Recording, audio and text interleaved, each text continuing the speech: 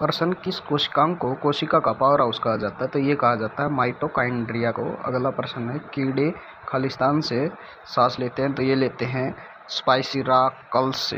अगला प्रश्न है, श्वास नली के बारे में कौन सा कथन असत्य है?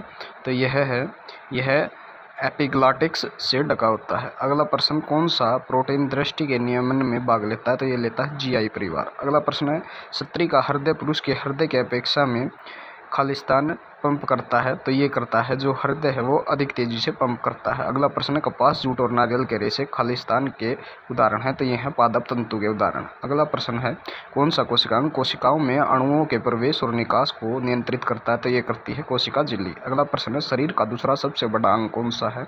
तो यह है लीवर को मानव शरीर का दूसरा सबसे बड़ा अंग माना गया है।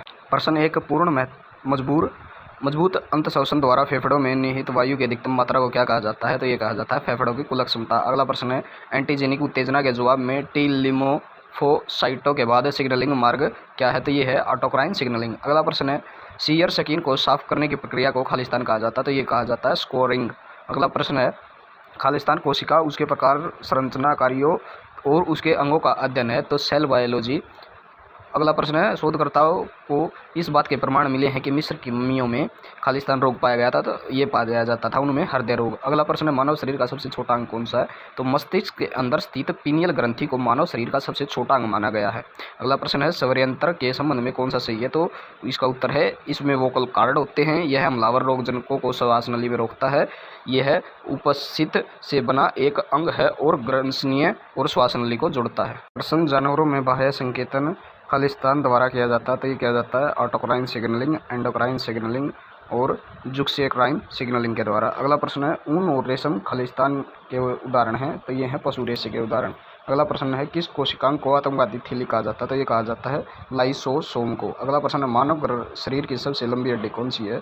तो यह है फीमर, जिसे जांघ की हड्डी भी कहा जाता है। मानव शरीर की सबसे लंबी और मजबूत हड्डी मानी जाती है। अगला प्रश्न है, श्वसन नली का क्या कार्य है? तो इसका कार्य है, हम जिस हवा में सांस लेते हैं उसे फिल्टर करते रहना। अगला प्रश्न है, सेल सिग्नलिंग कितने प्रकार के होते हैं? तो ये होते हैं 4 प्रकार के। अगला प्रश्न है, हमारे शरीर का खालिस्तान हमारे फेफड़ों में ऑक्सीजन रहित रक्त पंप करता है? तो ये है दायां भाग। अगला प्रश्न है, भेड़ की ऊन का उपयोग खालिस्तान बनाने के लिए किया जाता है? तो ये किया जाता है ऊनी स्वेटर बनाने के लिए। प्रीक्योरेटिव कोशिकाओं में कौन से कोशिकांग अनुपस्थित होते हैं? तो ये इसका उत्तर है न्यूक्लियस, लाइसोसोम और एंडोप्लाज्मिक रेटिकुलम। अगला प्रश्न है, आपके शरीर की सबसे कोमल हड्डी कौन सी है? तो यह मध्यम कान के मौजूद स्टेप्स को मानव शरीर की सबसे कोमल व हल्की हड्डी माना जाता है।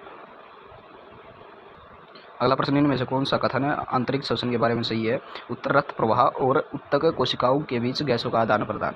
अगला प्रश्न है, पैरासरीन मैसेंजर अणुओं के बारे में कौन सा कथन सत्य है? तो यह है संदेशवाहक अणु अस्थिर होते हैं। अगला प्रश्न है, फाइबर को कपड़े में बदलने में कौन सी 3 प्रक्रियाएं शामिल हैं? तो ये है फाइबर से यार्न और यार्न से फैब्रिक। अगला प्रश्न है, कोशिका के जीवित रहने के लिए आवश्यक भोजन और अन्य पोषक तत्वों के भंडारण में कौन सा कोशिका अंग शामिल होता है? तो ये होता है रिक्तिकाएं। अगला प्रश्न है, मानव शरीर की सबसे मजबूत हड्डी कौन सी है?